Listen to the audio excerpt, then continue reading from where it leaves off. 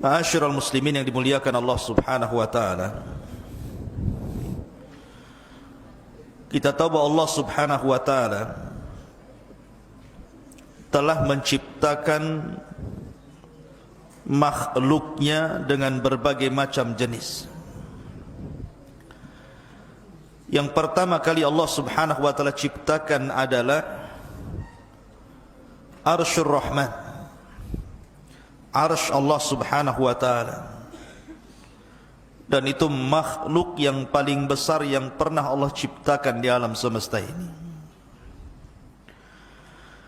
Baru yang kedua ada yang mengatakan al-ma, air, karena Arsy itu di atas air. Baru setelah itu al-qalam, pena, dan lauhil mahfud, di mana Allah Subhanahu wa taala berfirman kepada pena, catatlah segala sesuatu yang akan terjadi di alam semesta ini.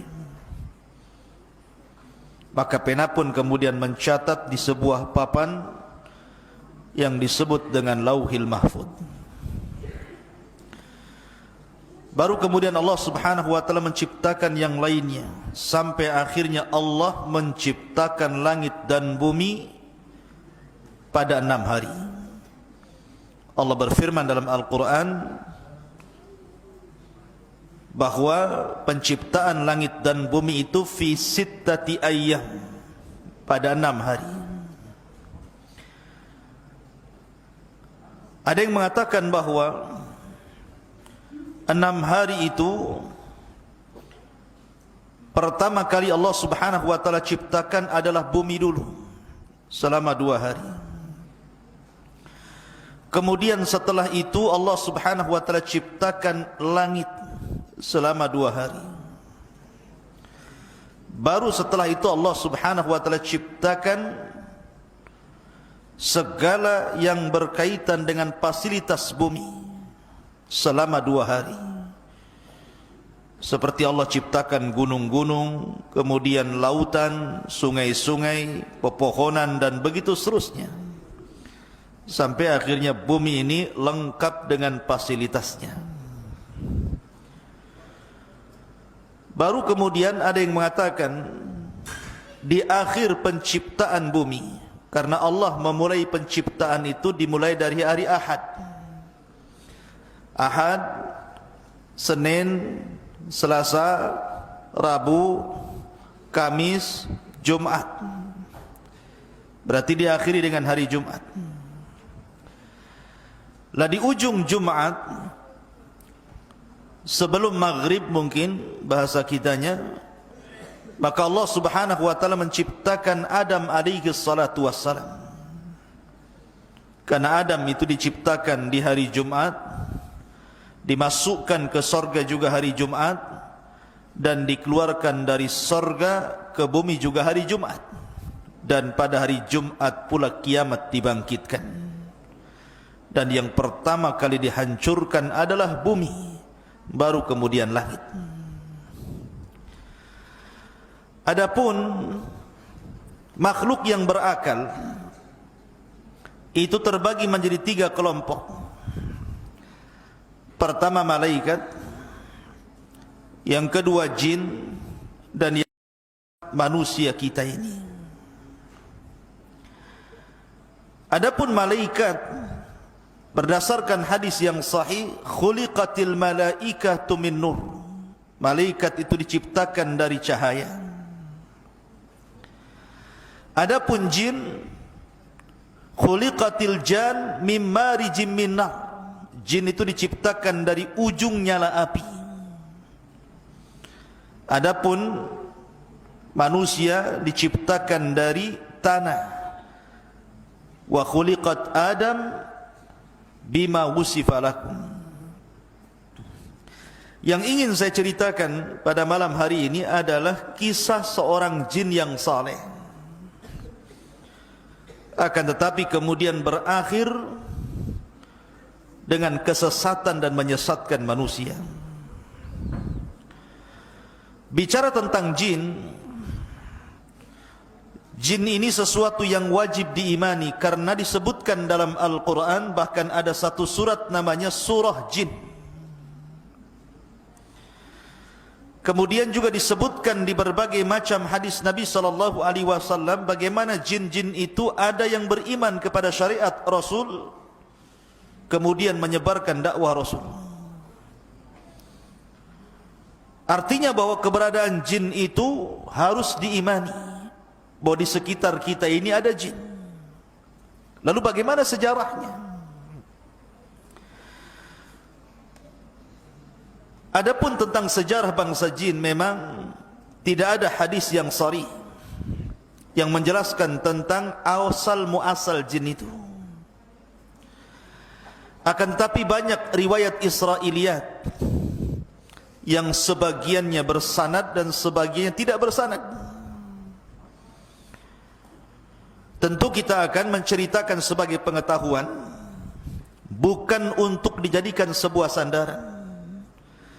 Karena Nabi SAW bersabda, hadithu ambani Israel wala haraj. Ceritakan tentang kisah-kisah Israiliyat Bani Israel dan tidak mengapa, selama tidak bertentangan dengan Al-Quran dan Sunnah Rasul. Dijelaskan oleh sahabat Abdullah bin Abbas radhiyallahu anhuma bahwa yang pertama kali jin diciptakan itu namanya Sumia. Jin yang pertama kali diciptakan Allah itu namanya Sumia. Lah Sumia ini diciptakan oleh Allah Subhanahu wa taala dari ujung nyala api. Dialah satu-satunya jin yang diciptakan dari nyala api, sama dengan Adam satu-satunya manusia yang diciptakan dari tanah, karena keturunannya tidak dari tanah. Adam itu ketika diciptakan, Allah Subhanahu wa taala sebagaimana diceritakan Imam Ibnu Katsir di dalam kitabnya Bidayah. Jadi Allah Subhanahu wa taala memerintahkan malaikat Jibril untuk mengambil tanah di bumi. Turunlah Jibril dari langit ke bumi, tapi bumi menolaknya.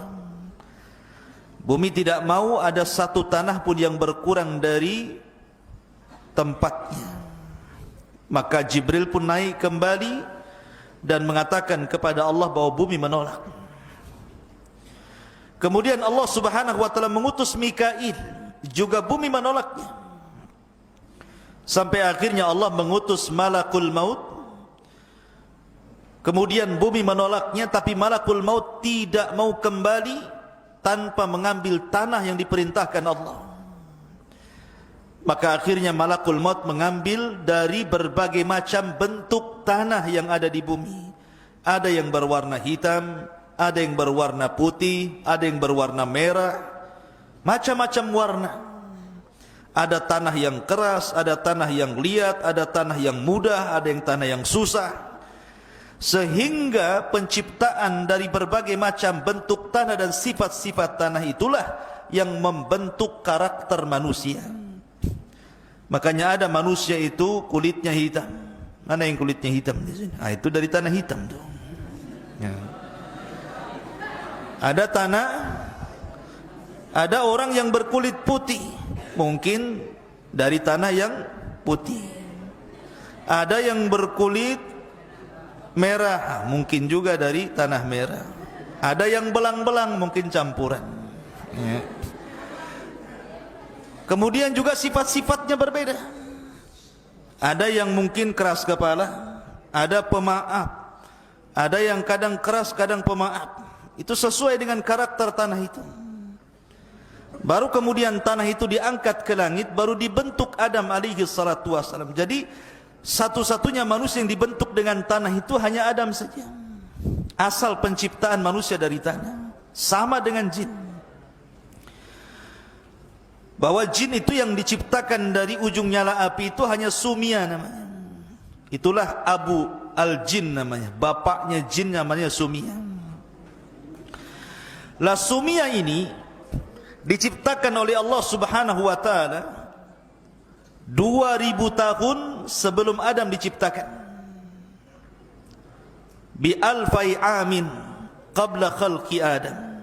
2000 tahun sebelum diciptakan Adam, maka Sumia ini diciptakan. Lah ketika itu, setelah Allah menciptakan Sumia, bapaknya jin ini, maka Allah Subhanahu wa taala berfirman kepada Sumia, tamanna, berangan-anganlah engkau, mintalah sesuatu kepadaku.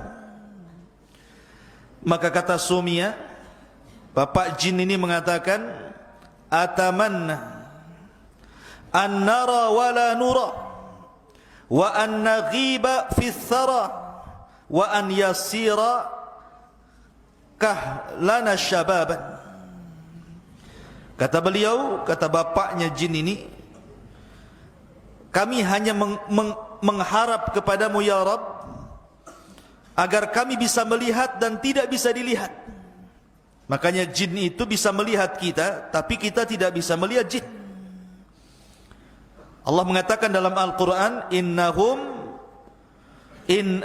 dalam Al-Quran gimana? Innahum yarakum min haitsu la tarawnahum. Sesungguhnya mereka melihat kalian, tapi kalian tidak bisa melihat mereka. Innahum yarakum min haitsu la tarawnahum. Karena itu permintaan bapaknya jin mengatakan, atamanna an nara wa la nura. Kami hanya mengharap kami bisa melihat tapi tidak bisa terlihat. Tetapi ini di dunia. Maka di akhirat sebagai bentuk keadilan Allah, kita yang akan melihat jin, tapi jin tidak bisa melihat kita di akhirat nanti. Wa an naghiba fi thara, dan agar kami bisa menghilang di tengah-tengah padang pasir, enggak ada yang mampu melihat kami. Wa an yasira kahlana syaban, dan agar tetap muda terus dan tidak pernah tua. Itulah permintaan Sumia, bapaknya jin ini. Kemudian Allah Subhanahu wa taala berikan tempat di bumi. Diberikan tempat di bumi, wa askanahul arda man yasha'u fiha, terserah mau apa dia di bumi itu. Wa hakadha kanal jinnu awal man abadallaha fil ardi. Maka Sumia inilah jin yang pertama kali yang beribadah kepada Allah di permukaan bumi. Belum ada manusia di bumi. Bumi ini diciptakan oleh Allah untuk jin pertama kali. Akan tetapi setelah kemudian Sumia ini kemudian diberikan keturunan yang banyak oleh Allah Subhanahu wa taala, sampai akhirnya Sumia pun meninggal dunia. Maka datang generasi setelahnya. Lah generasi setelahnya ini tidak bersyukur kepada Allah. Mereka sudah diberikan nikmat oleh Allah Azza wa Jal untuk melihat dan tidak bisa terlihat. Diberikan oleh Allah usia yang panjang sehingga mereka tetap muda. Diberikan fasilitas di bumi dan seluruh kenikmatannya, mereka tidak bersyukur. Justru mereka itu malah menumpahkan darah dan saling membunuh sesama mereka. Makanya ketika Allah Subhanahu wa taala menciptakan Adam, kemudian Adam sudah berbentuk manusia, dibiarkan selama 40 tahun mengeras dan belum ditiupkan ruh. Maka malaikat mengintip, ini Allah sedang menciptakan makhluk apa ini? Maka para malaikat pun kemudian datang kepada Allah dan mengatakan, ataj'alu fiha man yufsidu fiha wa yasfikud dima wa nahnu nusabbihu bihamdika wa nuqaddisulah. Ya Rabb, apakah engkau akan menciptakan makhluk seperti jin yang suka menumpahkan darah, suka merusak bumi, sementara kami makhluk yang terus bertasbih memujimu dan senantiasa mensucikan namamu? Maka Allah Subhanahu wa taala bantah dengan mengatakan, inni a'lamu ma la ta'lamun. Aku lebih tahu tentang ciptaanku daripada kalian, kata Allah. Buktinya dari Adam lahir para nabi yang kedudukannya jauh lebih mulia dibandingkan para malaikat. Lah ketika malaikat mengatakan, apakah engkau akan menciptakan makhluk seperti orang yang sebelumnya, maksudnya jin yang sudah menumpahkan darah, merusak bumi, karena memang jin itu tabiatnya merusak bumi, menumpahkan darah. Makanya kemudian umatnya Sumia ini tidak bersyukur kepada Allah, dibalasnya nikmat dengan kekufuran. Maka dari situlah akhirnya terjadi peperangan antara malaikat dan juga bangsa jin. Tetapi riwayat peperangan antara malaikat dan bangsa jin ini tidak benar. Bagaimana mungkin malaikat berperang dengan jin? Kalau malaikat ingin berperang dengan jin, satu malaikat saja bisa mengalahkan semua manusia dan jin. Malaikat apa? Malaikat maut. Semua bisa dicabut nyawanya sama dia. Ya. Ngapain pula berperang-perang kan gitu ya. Tapi ini cerita Israiliyat, hanya cerita saja. Di situ dicantumkan bahwa malaikat perang bersama melawan jin. Akhirnya jin ditangkepi. Ya, sebagiannya kemudian dilempar ke juzur, ke daerah-daerah yang dipenjara di hutan-hutan, di lautan-lautan, dipenjara oleh malaikat. Lah dari situ dalam cerita Israiliyat itu, dalam satu kisah, setelah kemudian para malaikat mentertibkan bangsa jin dan sebagiannya dipenjarakan di hutan-hutan belantara, maka ada anak jin yang masih kecil itu dibawa naik oleh malaikat, kemudian hidup di langit. Lah jin kecil ini, anak kecil ini, jin yang masih kecil yang dibawa oleh malaikat ke langit itu namanya Azazil namanya. Ya. Azazil inilah yang kemudian dibawa ke langit, dididik oleh malaikat sampai dia besar. Akhirnya dia beribadah kepada Allah, puasa, solat, zikir, macam-macam. Dan Allah subhanahu wa ta'ala kuasakan kepada Azazil untuk menjadi penguasa langit dunia.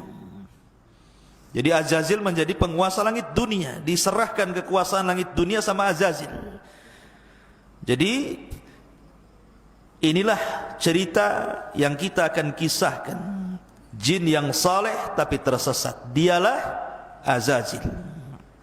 Anak kecil, jin kecil yang dibawa malaikat ke langit, kemudian dididik menjadi dewasa, akhirnya menjadi ahli ibadah, taat kepada Allah, hidup di alam para malaikat, kemudian diserahkan kekuasaan untuk menguasai langit dunia. Maka itulah satu-satunya jin yang paling soleh kala itu.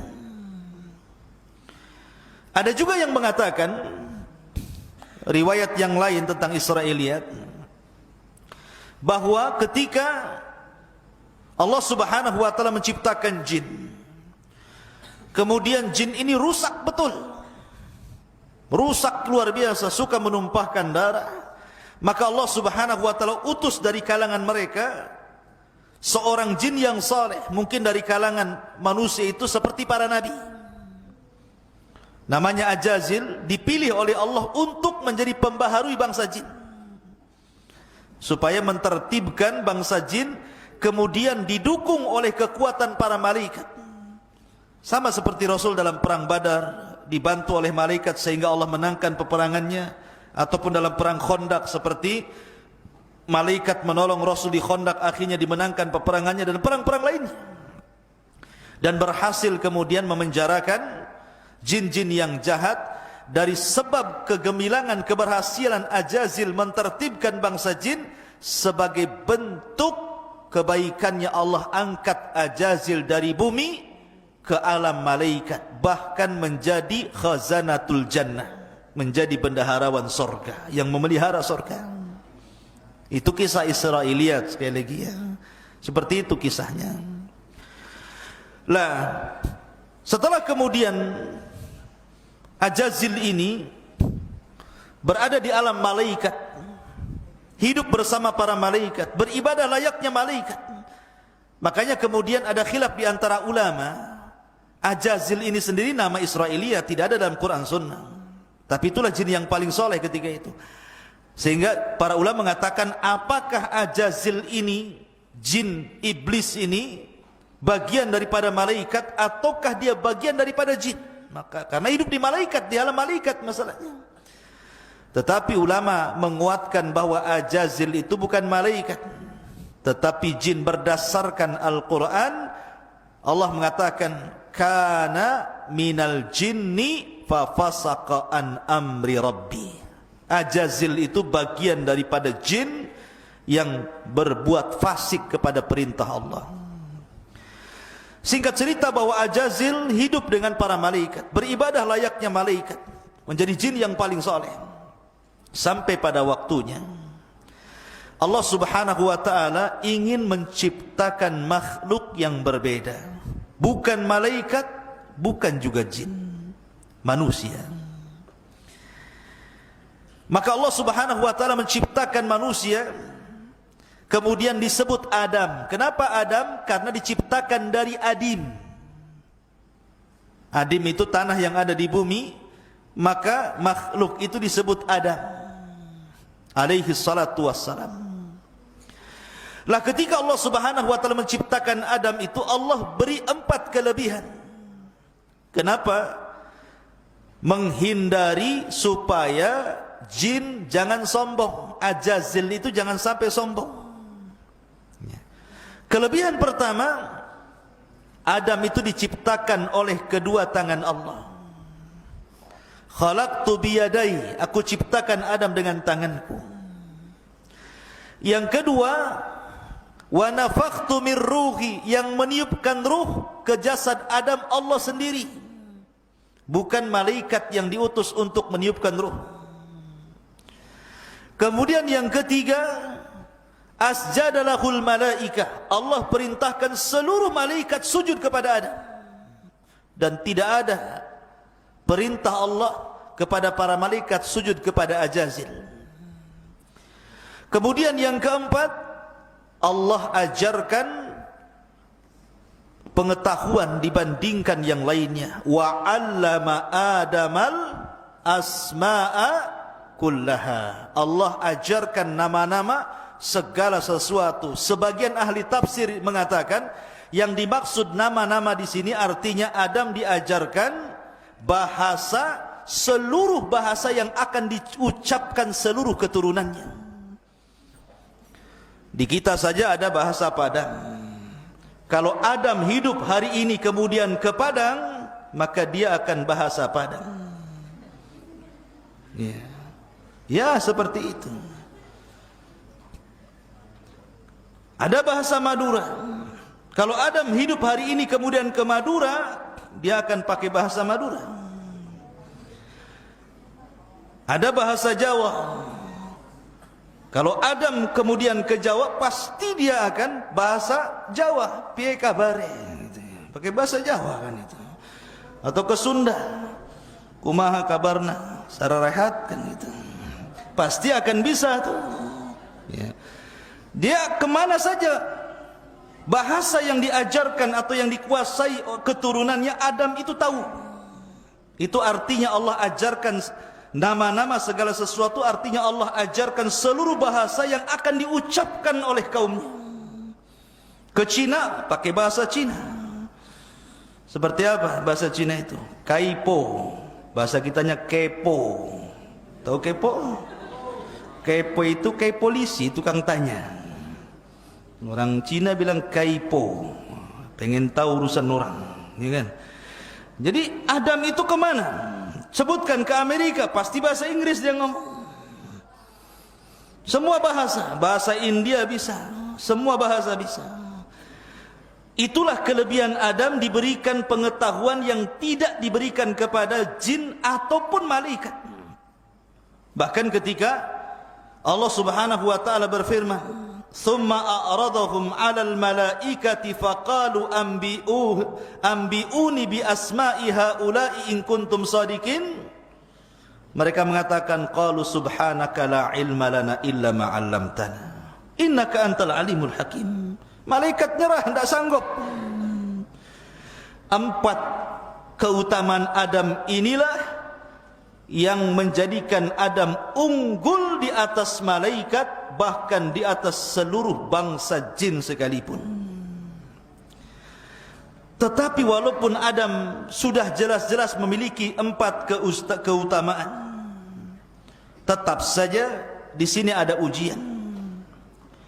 Allah Subhanahu wa taala berfirman dalam Al-Qur'an, "Wa id qulna lil malaikati isjudu li Adam fasajadu illa iblis aba wastakbara wa kana minal kafirin." Dan ketika kami katakan kepada para malaikat, ini Adam sudah ditiupkan ruh dia. Jadi ketika ditiupkan ruh dari mulutnya, ruh itu ditiup dari mulut dan akan keluar dari mulut. Ketika ruh sampai saja di kerongkongan, tiba-tiba Adam bersin, hacih, bersin. Maka Adam dikatakan oleh Allah, katakan ya Adam, alhamdulillah. Maka Adam mengucapkan alhamdulillah. Maka Allah mengatakan yarhamuka rabbuk. Makanya sunnah, kalau antum bersin baca alhamdulillah, yang mendengar jawab yarhamukallah. Kemudian ketika ruh sudah sampai di tangan, belum sampai di kaki, Adam melihat buah-buahan, maunya diambil saja, pada ruhnya belum sampai ke kaki itu. Udah lapar, dia pengen makan. Maka dari situ manusia menjadi umat yang terburu-buru. Allah mengatakan dalam Al-Quran, khalaqnal insana min ajal. Kami ciptakan manusia terburu-buru. Kalau ingin hari ini, kalau bisa hari ini nampak di hadapannya. Itulah manusia. Ketika betul-betul ruh sampai di kaki, maka Allah Subhanahu wa taala berfirman kepada Adam, ya Adam, idhab ila haula'il malaika. Pergi kau temui para malaikat itu. Maka Adam pun kemudian menemui para malaikat. Kemudian ucapkan ya Adam, assalamu alaikum. Maka Adam pun mengucapkan assalamu alaikum, dijawab malaikat wa alaikum salam. Maka Allah mengatakan fa innahu tahiyyatuka wa tahiyyatu ummatika min ba'dik. Itulah salam penghormatan dirimu dan salam penghormatan umat setelahmu. Makanya assalamualaikum menjadi sebuah salam yang menjadi syariat kita. Ketemu assalamualaikum, waalaikumsalam. Ya. Lah setelah itu kemudian Allah kemudian memerintahkan seluruh malaikat. Lah ketika itu Ajazil ada di situ. Ajazil itu ada di antara malaikat. Maka kemudian Allah Subhanahu wa taala perintahkan mereka sujud semua, termasuk Ajazil. Semua malaikat sujud kecuali Ajazil. Apa yang menjadikan Ajazil tidak mau sujud? Aba wastakbara wa kana minal kafirin. Enggan, sombong, termasuk orang kafir.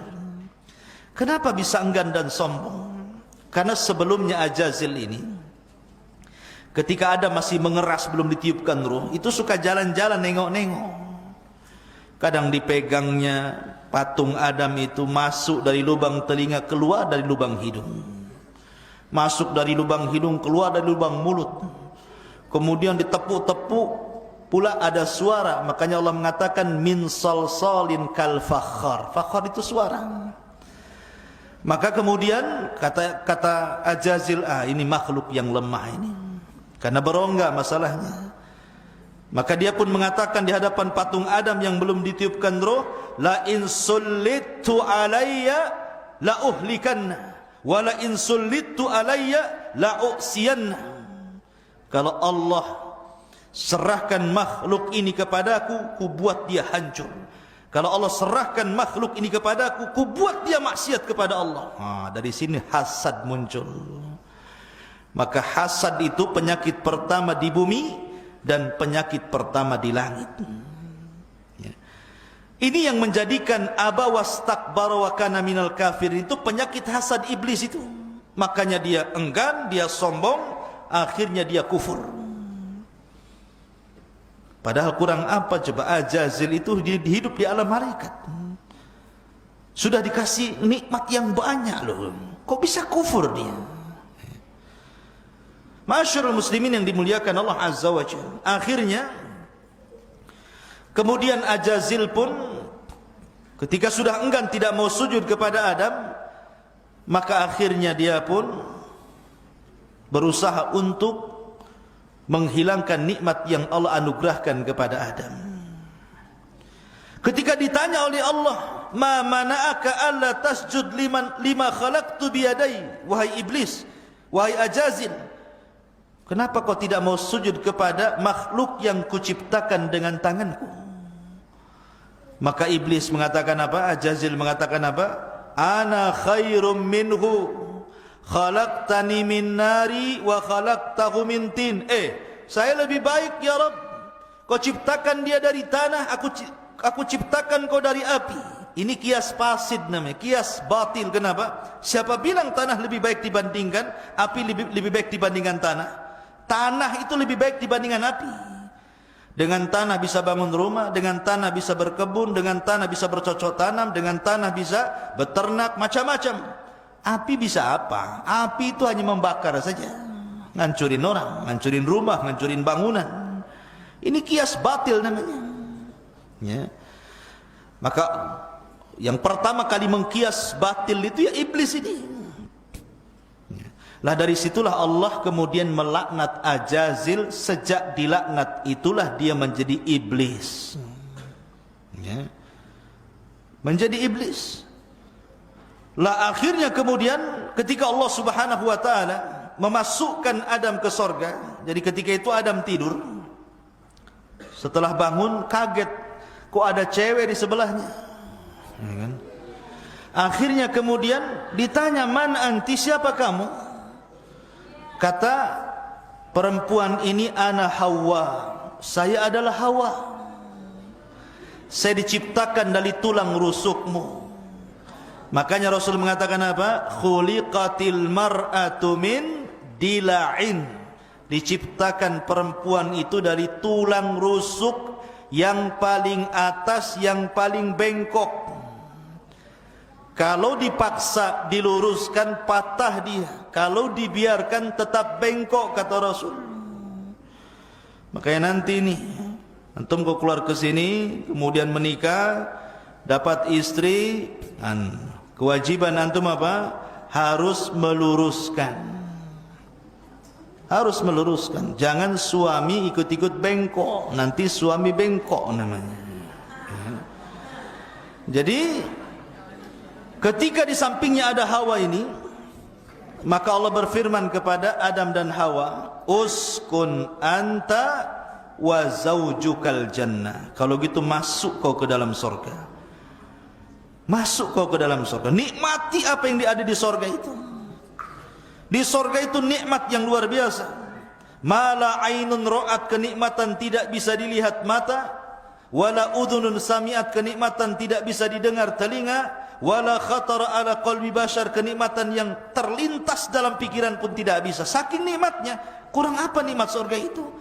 Allah uji Adam, kau boleh makan buah-buahan di situ, kau boleh minum dari berbagai macam jenis minuman di situ, tapi tolong wala taqraba hadhihi syajarah, jangan dekat satu pohon ini. Itu saja. Ribuan pohon kau ambil buahnya, tapi yang satu pohon ini jangan kau dekat-dekat. Iblis tahu kelemahannya. Ketika itu iblis berada di luar sorga, sudah tidak bisa lagi masuk ke sorga, karena sudah dikeluarkan dari sorga. Kemudian Allah buat jaga sorga dengan para malaikat. Iblis tidak bisa masuk. Rupanya Allah takdirkan ada binatang berbentuk ular yang boleh keluar masuk sorga dan tidak dihalau malaikat. Dari sini maka akhirnya iblis pun bekerja sama dengan ular itu untuk masuk ke dalam sorga. Ular ini pula kemudian terpengaruh dengan iblis tadi. Akhirnya iblis sembunyi di rongga ular, masuklah berhasil ke dalam sorga. Makanya ketika nanti iblis turun ke dunia, kemudian membuat istana di tengah lautan, maka dijaga oleh ular-ular di situ. Berdasarkan beberapa riwayat. Ya. Maka akhirnya setelah masuk ke dalam surga, Allah tahu, tidak mungkin Allah tidak tahu. Kenapa Allah tidak cegah? Karena Allah itu idza arada syai'an ahya asbabah. Kalau menghendaki sesuatu pasti akan dihidupkan sebabnya. Karena Adam itu akan diciptakan oleh Allah menjadi khalifah fil ardi, kan itu. Inni ja'ilun fil ardi khalifah. Berarti Adam itu bukan hidup di sorga tapi di bumi. Tapi bagaimana caranya Adam ke bumi? Disinilah maka dibiarkanlah ular itu masuk.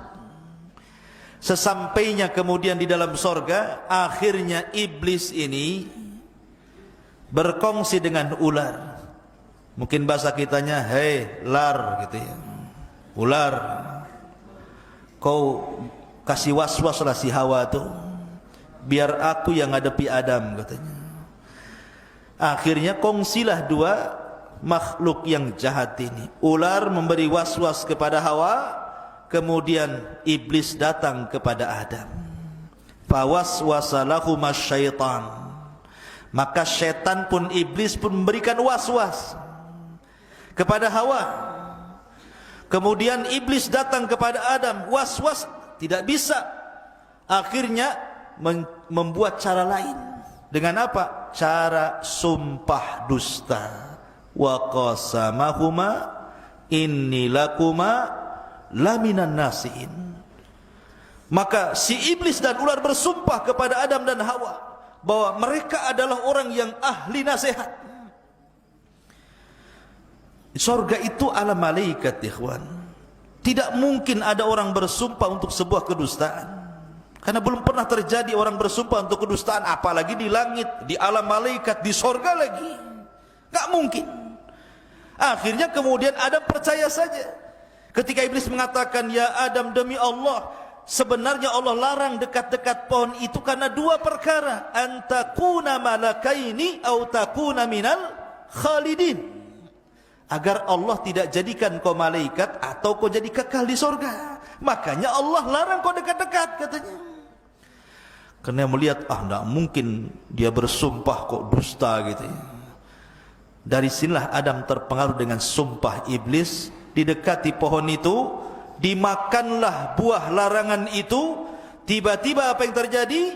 Allah buat lepas seluruh pakaian ahli sorga dari badan Adam dan Hawa. Kedua auratnya tampak. Maka Adam malu, Adam lari, bersembunyi di pohon-pohon. Hawa malu, kemudian lari di pohon-pohon. Tapi Allah mengatakan, mau kemana hendak kau pergi wahai Adam? Kau mau sembunyi di mana? Maka Adam hanya mengatakan, tidak ya Rabb, aku tidak bersembunyi. Fa inni astahyaituka ya Rabb, aku hanya malu kepadamu. Dari kejadian inilah Allah berfirman, ihbitu minha jami'a. Keluar kalian. Hei Adam, hei Hawa, hei iblis, hei ular, keluar kamu dari surga ini. Maka akhirnya mereka diletakkan di bumi. Ada yang mengatakan iblis diturunkan di Basra. Kemudian ular diturunkan di Asbahan. Kemudian Adam diturunkan di Urdun, di India sana. Kemudian Hawa diturunkan di Mekah. Dipencar-pencar itu. Akhirnya bertahun-tahun Hawa mencari Adam, Adam mencari Hawa. Berjumpalah di sebuah bukit yang kemudian hari ini disebut Arafah. Namanya Jabal Arafah. Nagoya, bukan. Tapi di sana, ya, di Mekah. Bukan Jabal Arafah Nagoya, Jabal Arafah yang ada di Mekah. Berjumpalah Adam dengan Hawa di Arafah, maka disebut Arafah. Anak muda bahasanya ta'aruf, kenalan gitu. Arafah, ya. Maka dari situlah Adam melihat Hawa, Hawa melihat Adam. Berbahagialah keduanya dipertemukan. Maka sepakat keduanya bertobat kepada Allah. Dan kalimat yang pertama diucapkan keduanya, Rabbana zalamna anfusana wa illam taghfir lana wa tarhamna lanakunanna minal khasirin. Inilah kalimat pertama yang diucapkan di bumi. Fatalaqqa Adam mir rabbihi kalimatin fataba alaihi innahu huwa tawwabur rahim. Ini kalimat yang diajarkan pertama kali adalah kalimat Rabbana ya Rabb kami, zalamna anfusana, diri kami telah mendolimi diri kami ya Rabb. Fa illam taghfir lana, kalau engkau tidak mengampuni dosa kami, lanakunanna minal khasirin, tentu kami menjadi hamba yang rugi. Fataba alaih, dan Allah pun mengampuni dengan tobatnya Adam. Berbeda pula dengan Ajazil yang sudah berubah menjadi iblis. Bukannya bertobat kepada Allah, malah dia pula kemudian bersumpah, wa bi'izzatika la ughwiyannahum ajmain, ya Rabb, karena kemuliaan. Dalam ayat yang lain, fabima aghwaitani, karena engkau sudah membuat aku sesat. Celaka nih kata-kata iblis. Dia yang mau sesat, kenapa pula Allah yang membuat dia sesat? Dia mengatakan fabima aghwaitani, gila si iblis ini. Fabima aghwaitani, karena engkau sudah menyesatkan aku. Seolah-olah yang menyesatkan, yang dia mau sendiri sesat gitu ya. La ughwiyannahum ajmain, saya akan sesatkan semua turunan si Adam itu. Akhirnya dari sinilah genderang perang terjadi, dimulai antara kubu Adam dan kubu iblis CS. Akhirnya kemudian setelah Adam alaihi salatu wassalam, karena memang dia pernah hidup di sorga, diajarkan segala sesuatu pengetahuan, maka akhirnya Adam pun diberikan pengetahuan untuk bercocok tanam. Mulai dari bercocok tanam, karena bumi itu dulu gersang, mulai dicocok tanam, banyak tumbuhan di mana-mana ya.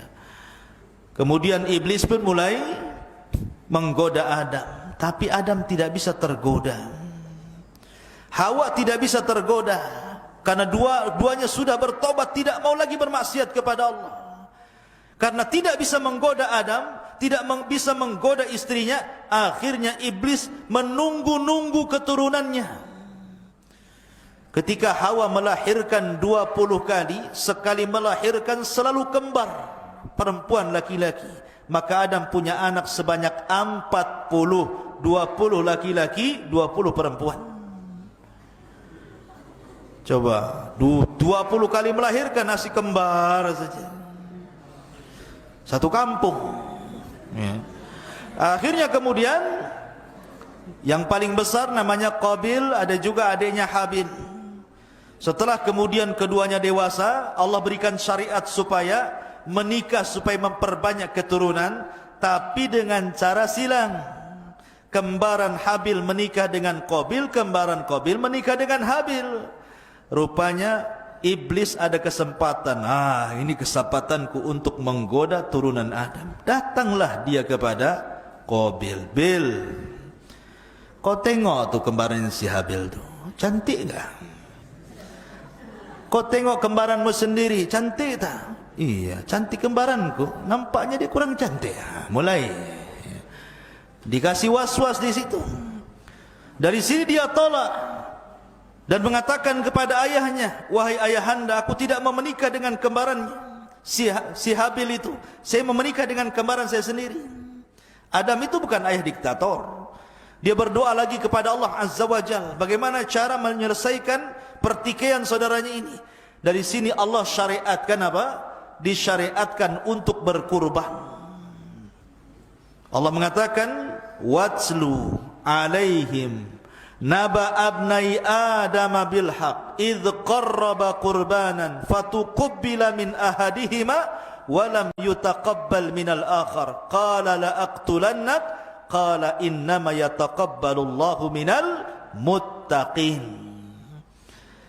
Katakan ya Muhammad, ceritakan tentang dua kisah anak Adam yang keduanya berkurban untuk mencari pasangan. Allah terima yang satu dan Allah tolak yang lain. Yang ditolak ngamuk dan mengatakan saya akan bunuh kamu. Yang diterima mengatakan Allah hanya menerima kurban orang yang bertakwa. Sepakat ahli tafsir bahwa ayat ini bicara tentang Qabil dan Habil. Maka ketika kurbannya ditolak, setan datang lagi dan mengatakan, Bil, itu rekayasa ayahmu saja tuh, udah ngotot saja. Akhirnya kemudian diberikan was-was ke telinga Qabil untuk menyelesaikan masalah, kau bunuh saja abangmu tuh. Masuklah was-was lagi untuk membunuh babangnya. Terang-terangan sembarangan dia ngomong di hadapan abangnya dan mengatakan la aqtulannak, saya akan bunuh kamu. Tetapi karena Habil ini sifatnya mirip dengan Adam, bahkan kalau seandainya Habil hidup tentu dia akan jadi nabi setelah Adam, dia mengatakan la imbasatta yadaka litaqtulani ma ana bibasiti yadiya ilaika liaqtulak inni akhafullah. Kalau kau memang hendak membunuhku, bunuh saja, tapi aku tidak akan membunuhmu, aku takut kepada Allah. Rupanya ini bukan gertak sambal, bukan gertak sambal balado ya. Ini betul-betul gertak sambalnya ini. Ketika suatu ketika Habil tidak pulang-pulang, Adam pun mengatakan, Qabil, di mana abangmu? Tolong cari. Kok tidak pulang, sudah sore ini? Maka Qabil pun mencari Habil.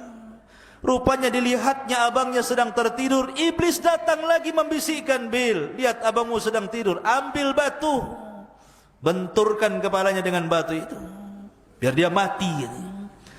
Akhirnya betul, diambilnya batu, pengecut Qabil ini. Coba kalau bergulat, kalah dia, karena Habil itu kekar badannya, kuat.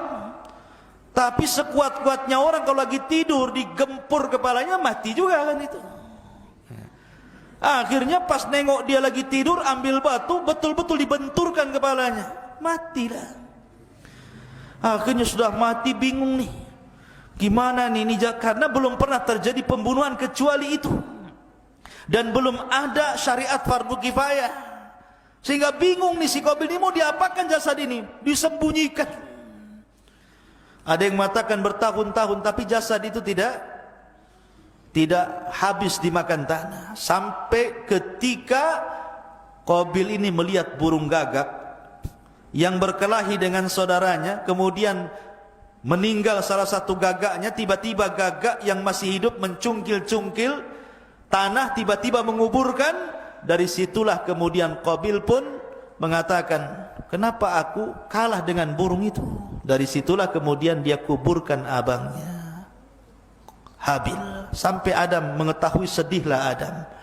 Karena kesedihannya itulah akhirnya Allah ganti Habil dengan satu anak lahir tanpa kembar, namanya Syith. Dialah nabi kedua setelah Adam, sebelum Idris. Syith artinya hibatullah, pemberian dari Allah.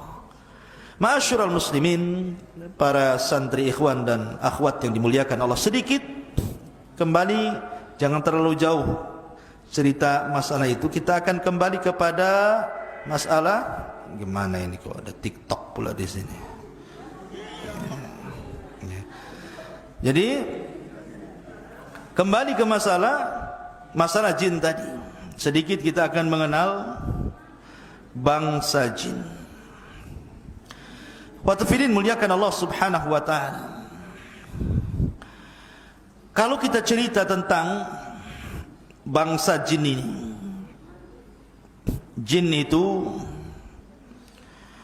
adalah makhluk yang tidak bisa dilihat. Makanya janin dalam perut disebut janin, karena memang tidak terlihat. Jin itu tidak terlihat. Apa sih bedanya jin dengan setan? Setan itu atau syaitan itu sifat, kalau jin itu zat. Dan setan itu bisa melekat pada jin, bisa melekat pada manusia, bisa melekat pada binatang. Jin yang jahat disebut setan, manusia yang jahat disebut setan, binatang yang jahat pun disebut setan. Makanya Rasul mengatakan kalbul aswad minasyaitan, anjing hitam itu dari setan. Ya. Jadi setan itu sifat. Ya. Dan tadi sudah saya katakan bahwa kalau cerita asal penciptaan jin ya dari api, tetapi anak turunannya tidak sebagaimana Sumia tadi, ya sama dengan manusia, tidak dari tanah anak turunannya. Lah kenapa Allah ciptakan jin? Pertanyaannya, Allah berfirman dalam Al-Quran, jawabannya, wa ma khalaqtul jinna wal insa illa liya'budun. Tidaklah kami ciptakan jin dan manusia kecuali disuruh untuk beribadah. Jadi manusia, jin, malaikat semua beribadah kepada Allah. Semua beribadah. Tetapi ada yang beribadah, ada yang tidak. Beda dengan malaikat beribadah semuanya karena tidak punya nafsu. Tapi manusia dan jin itu diberikan nafsu. Tapi dua-duanya makhluk mukallaf yang diperintahkan untuk beribadah kepada Allah. Dan jin ini punya kemampuan melebihi kemampuan manusia di satu sisi. Seperti jin ini bisa memindahkan istana.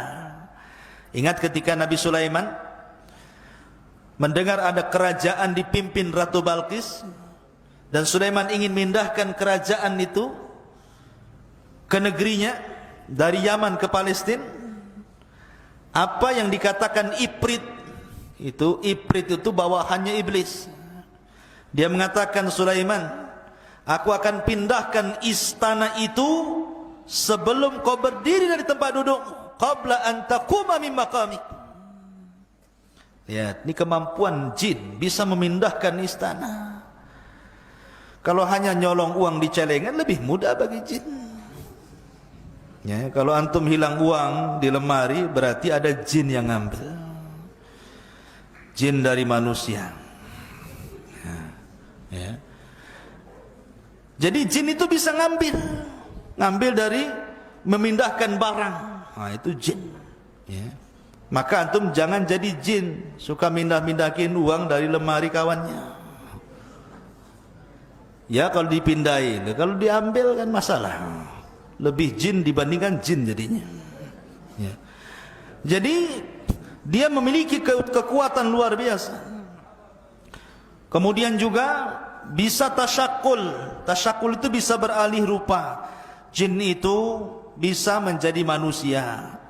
Makanya ada cerita di kampung-kampung saya itu, dulu pernah dapat cerita di kampung saya di Majalengka sana. Ada preman, ketua preman, lomba minuman keras campur spertus. Antum tahu spertus? Ya. Minuman keras campur spertus. Kemudian dicampur pil BK. Antum tahu pil BK? Pil untuk anjing gila tuh. Jadi tua dicampur spertus, dicampur pil BK. Diminum, anjing saja mati apalagi orang. Ya. Mati nih preman ini. Rupanya kawan-kawan premannya selama seminggu tidak ada yang berani keluar rumah. Rupanya preman takut hantu. Kemudian cerita-cerita, katanya kepala premannya hidup lagi. Di mana tuh? Tuh sering nongkrong di jembatan. Berarti bukan si tampan jembatan itu ya. Di situ.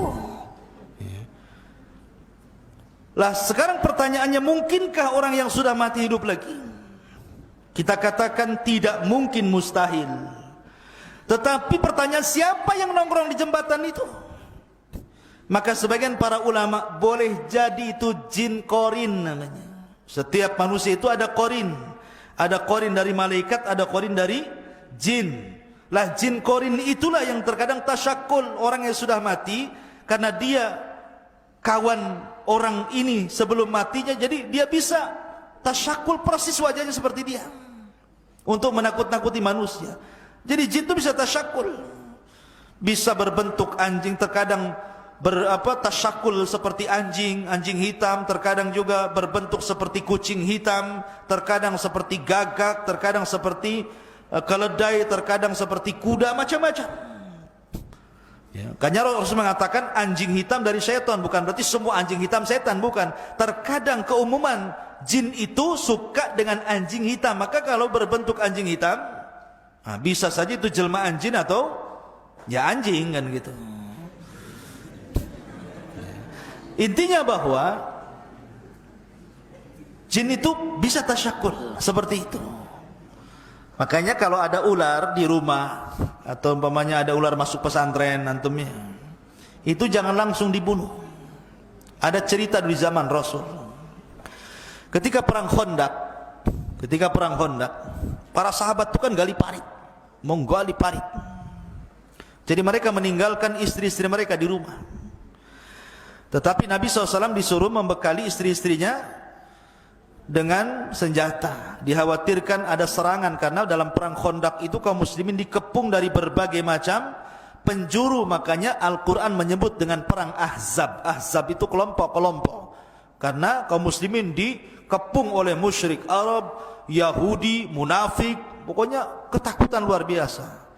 Maka istri-istri mereka dibekali pentungan atau senjata untuk mementung apalah kalau ada musuh. Rupanya ada seorang sahabat, istrinya itu di rumah mendapati ada ular. Karena ada ular, refleks saja diseranglah ular itu, tapi akhirnya ular itu menyerang istrinya.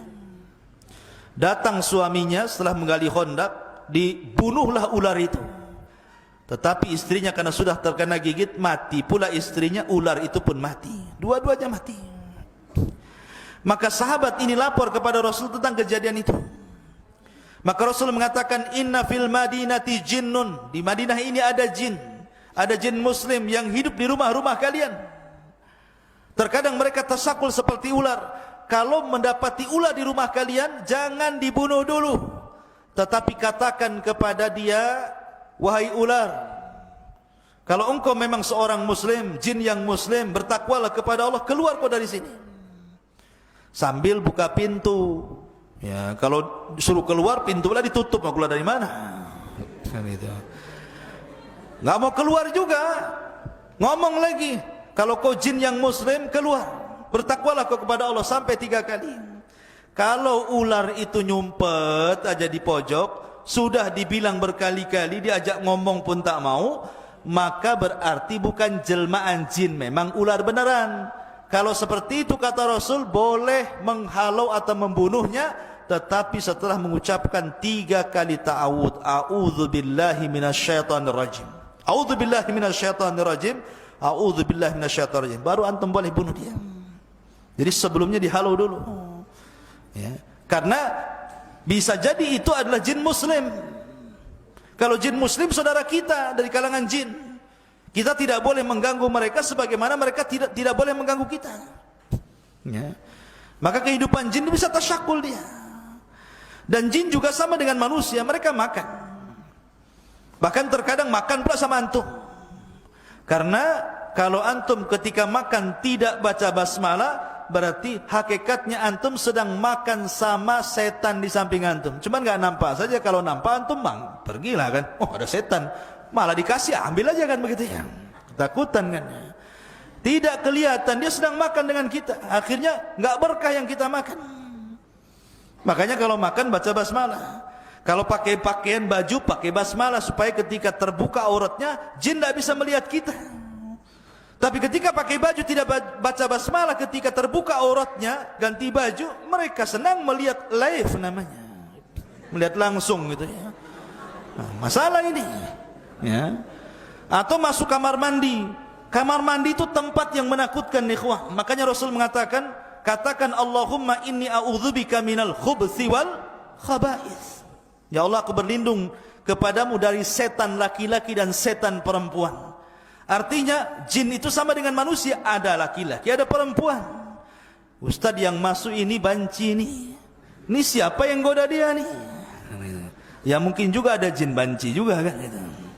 Tapi yang jelas bahwa laki-laki dan perempuan, setan laki-laki ada setan perempuan, sama dengan manusia juga sama. Karena setan itu mereka diutus sebagai tentara iblis. Jadi iblis itu membuat istana di tengah lautan dikelilingi oleh ular. Kalau membaca kitabnya Isa Daud tentang dialog jin muslim, walaupun di kitab ini banyak kritikan, mengatakan bahwa istana itu ada di segitiga Bermuda sana. Wallahu a'lam, tidak ada dalil tentang ini.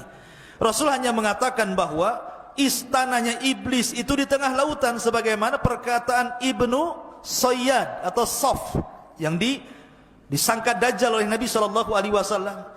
Kemudian dia mengatakan wa kana arsyuhu 'alal ma, istana iblis itu ada di tengah lautan. Ya. Artinya punya istana, dan setiap hari mereka, iblis ini sebagai kepalanya yang tidak akan pernah mati kecuali sampai kiamat, akan mengutus orang ke daratan. Oh, goda no orang itu. Goda yang sebelah sana, kau goda sebelah sana. Akhirnya ada yang meninggalkan solat, ada yang meninggalkan zakat, ada yang bakhil, ada yang tidak membaca Quran, macam-macam tergoda. Sampai akhirnya ada tentara yang bisa memisahkan suami istri. Retak hubungan rumah tangga orang. Oh, iblis senang, sini kamu. Diletakkan piala di kepalanya dan mengatakan, anta, kamu ini memang orang hebat, jin yang paling baik. Seperti itulah. Nah, dari sini ikhwatu fillah yang dimuliakan Allah Azza, intinya bahwa mereka bisa tasyakul, luar biasa. Dan ingat bahwa di sekeliling kita ini ada jin. Antum kalau tidur jangan lupa berwudu dan baca doa. Kalau berwudu kemudian baca doa, kemudian antum tidur, maka di samping kiri antum itu malaikat. Kalau antum berbalik ke kanan, malaikat sebelah kanan mengatakan, Allahumma gfir lahu, ampuni orang ini ya Rabb. Kalau berbalik ke sebelah kiri, malaikat sebelah kiri mengatakan, Allahumma gfir lahu, ya Allah ampuni orang ini.